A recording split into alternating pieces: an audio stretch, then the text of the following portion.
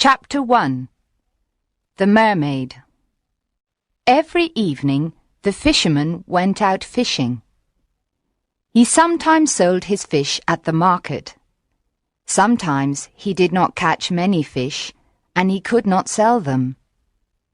One evening his net was very heavy. He laughed and said, "Did I catch all the fish in the sea? Or did I catch some horrible monster? I will give it to the Queen. She will be happy." He pulled and pulled the heavy net. Finally, he pulled the net next to the boat. But there were no fish in it, and there was no monster. There was only a little mermaid. She was asleep. Her hair was yellow like gold. Her body was white like ivory.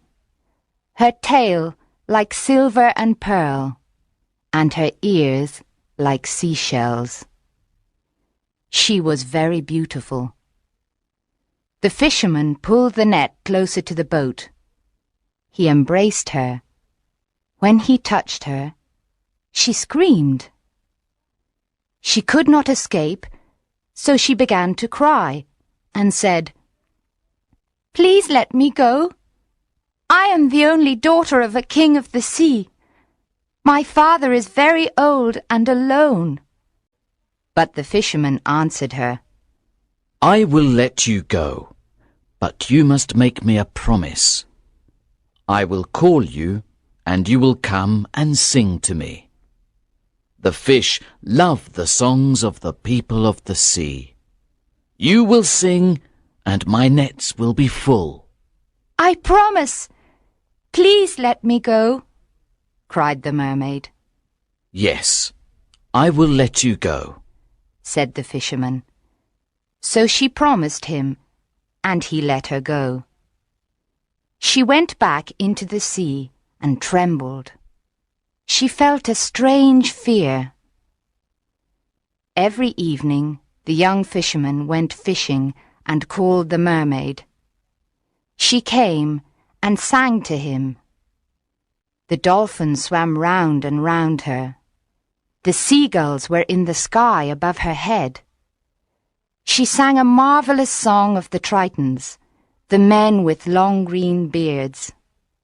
She sang of the gardens of the sea with their corals. Here the fish swim like silver birds. She sang of the big whales from the cold North Seas, and of the dead sailors in their ships at the bottom of the sea. She sang of the little children. They ride on the backs of the dolphins and laugh. When she sang, the tuna fish came to listen to her. The young fisherman then caught many of them. When his boat was full of fish, the mermaid smiled at him and swam away. But she never came near him. When he tried to catch her, she went into the water like a seal. Each day her voice became sweeter to his ears. Soon he forgot his nets and listened to her song. He listened to her until the moon came. One evening he called her and said, "Little mermaid, marry me, because I love you." But the little mermaid said, "You have a human soul. Send away your soul, and then I can love you." The young fisherman thought, "Why do I need my soul? I cannot see it. I cannot touch it. I do not know it. Of course, I will send it away, and I will be very happy." He stood up in his boat and cried, "I will send my soul away. You will be my wife, and you will show me all the things you sing about. We will be together forever." The little mermaid laughed because she was very happy. "But how can I send my soul away?" cried the young fisherman. I do not know, said the little mermaid. The people of the sea have no souls. Early the next morning, the fisherman went to the priest's house and knocked on his door. The priest looked out of the window and saw the fisherman and said, "Come in." The young fisherman entered and cried to the priest, "Father, I am in love with a mermaid. I cannot marry her because I have a soul. How can I send my soul away? I do not need it. Why is my soul important? I cannot see it. I cannot touch it. I do not know it." The priest answered, Are you mad? God gave you your soul. It is very precious. It is as precious as all the gold in the world. So, my son, do not think about this any more. It is the worst sin. The people of the sea are lost creatures. They are like the beasts of the field. They do not know what is right and wrong. God didn't die for them. The young fisherman began to cry and said, "Father, the fawns live in the forest and are happy. The mermen sit on the rocks with their gold harps. I want to be like them. Why is my soul important? I have a soul, but I cannot have the mermaid. And I love her," he cried. It is horrible to love your body. Cried the priest. The fawns of the woods and the mermen are horrible. I hear them at night. They try to distract me from my prayers. They are lost, I tell you. They are lost. There is no heaven or hell for them. Away, away! Cried the priest. Your mermaid is lost, and you will be lost with her. The young fisherman walked sadly to the marketplace. When the merchants saw him, they said, What do you want to sell? "I will sell you my soul," he answered. "Please buy it from me, because I am tired of it. What can I do with a soul? I cannot see it. I cannot touch it. I do not know it." But the merchants laughed at him and said, What can we do with a soul? "A false coin is more precious." Sell us your body, and we will give you a lot of gold. "But we will not give you any money for your soul." The young fisherman thought, How strange this is. The priest said, "Your soul is as precious as all the gold in the world." But the merchants say, "A false coin is more precious."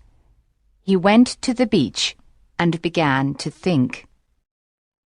At midday, he remembered that there was a young witch. She lived in a cave and she was very good at magic. He ran quickly to her. "What do you need? What do you need?" she cried when he ran towards her cave. "Do you need fish when the weather is bad? I have a special instrument. You play it and all the fish swim into the bay. But it has a price, pretty boy. It has a price." "What do you need? What do you need? A storm to destroy the ships. Do you want the gold on the ships? I can help you. I have more storms than the wind. My master is stronger than the wind, but I have a price, pretty boy. I have a price." "I do not want very much," said the young fisherman. "but the priest is very angry with me, and the merchants laugh at me. So I came to you, and I will pay you any price." "What do you want?" asked the witch. I want to send my soul away from me," answered the young fisherman. The witch's face became white. "Pretty boy,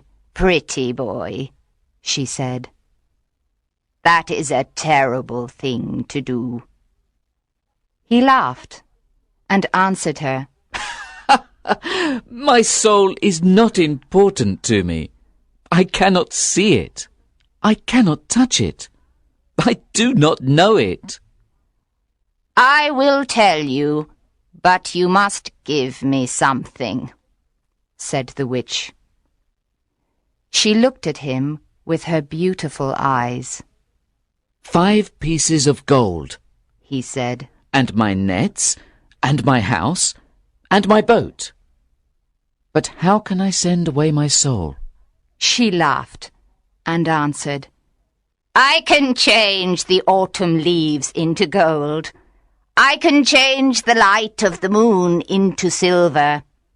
My master is richer than all the kings of this world." The witch caressed his hair with her thin white hand. "You must dance with me, pretty boy," she said softly, and she smiled at him. "Only this?" cried the young fisherman. "Only this," she answered, and she smiled at him again. "Then we will dance together in a secret place at sunset," he said. "and you will tell me everything. Then I can send away my soul." "When the moon is full, when the moon is full," she said softly. Then she looked around and listened. 3 birds sang.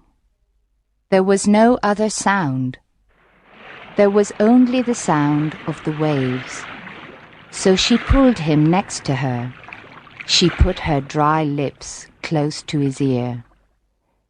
"Tonight you must come to the top of the mountain," she whispered.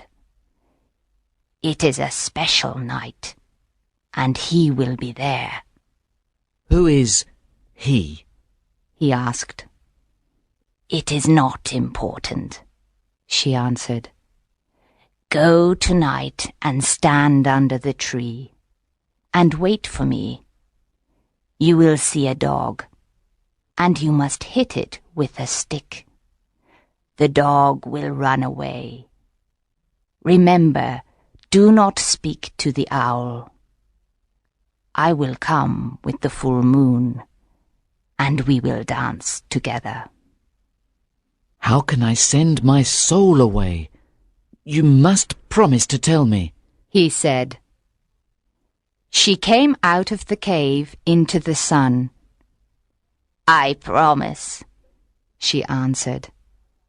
"You are the best witch in the world," cried the fisherman, and he ran back to the town happily.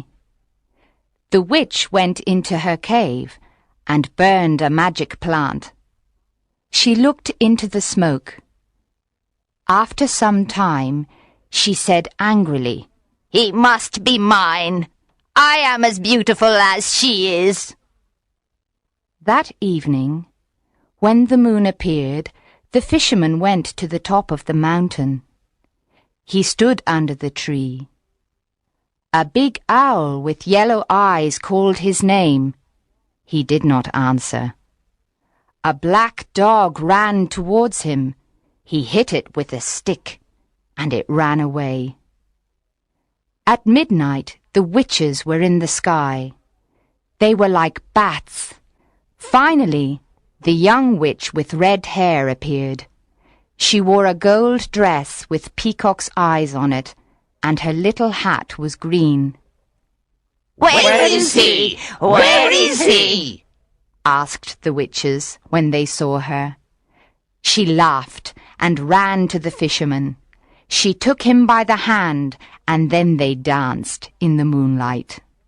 They danced round and round. Then they heard the sound of a galloping horse. But they did not see a horse. "Faster! Faster!" she cried, and then the fisherman was afraid. Something very bad was there, and he was afraid of it. There was a man near a rock. He wore elegant Spanish clothes. This man watched the fisherman constantly. The witch laughed, and he danced with her round and round.